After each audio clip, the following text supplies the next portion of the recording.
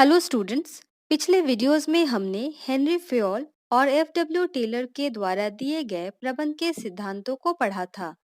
अगर आपने वीडियोस नहीं देखा है तो उन्हें एक बार देख ले ताकि आप आज के वीडियो को अच्छे से समझ पाएं।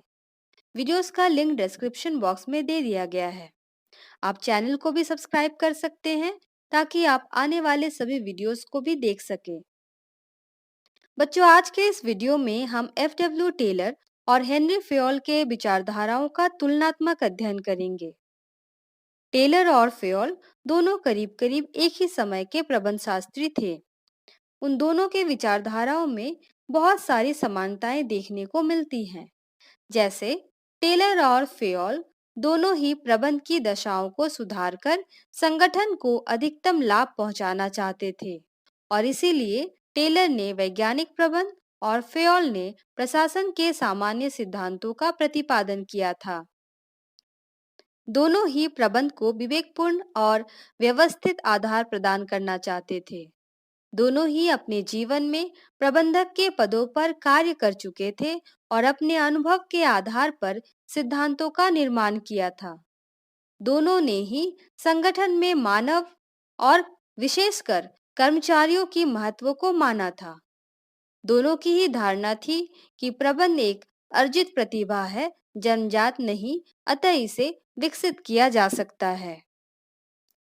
तो इस प्रकार हम देखते हैं कि टेलर और फेयोल के सिद्धांतों में बहुत सारी समानताएं पाई जाती हैं, परंतु इन समानताओं के साथ-साथ उनके सिद्धांतों में, उनके विचारधाराओं में बहुत सारे अंतर भी देखने को मिलते हैं। आइए अब हम देखते हैं कि टेलर और फेयोल के सिद्धांतों में क्या अंतर है।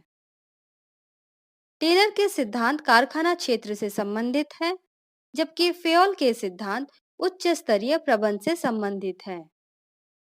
टेलर के सिद्धांतों में आदेश की एकता का उल्लंघन होता है, क्योंकि एक श्रमिक को 8 अधिकारियों से या 8 विशेषज्ञों से आदेश प्राप्त होती है, जबकि फेयोल के द्वारा दिए गए सिद्धांतों में आदेश की एकता का सख्ती से लागू किया जाता है। टेलर के सिद्धांत विशेष परिस्थितियों में ही लागू किए जा सकते हैं, जैसे अगर संगठन का आकार बहुत बड़ा हो या फिर संगठन में बहुत सारे व्यक्ति काम कर रहे हो।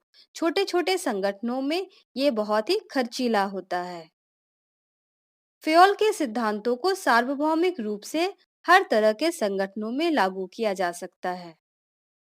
टेलर के सिद्धांतों का मूल उद्देश्य है उत्पादकता में वृद्धि करना और फेयोल के सिद्धांतों का मूल उद्देश्य है प्रशासन में सुधार लाना।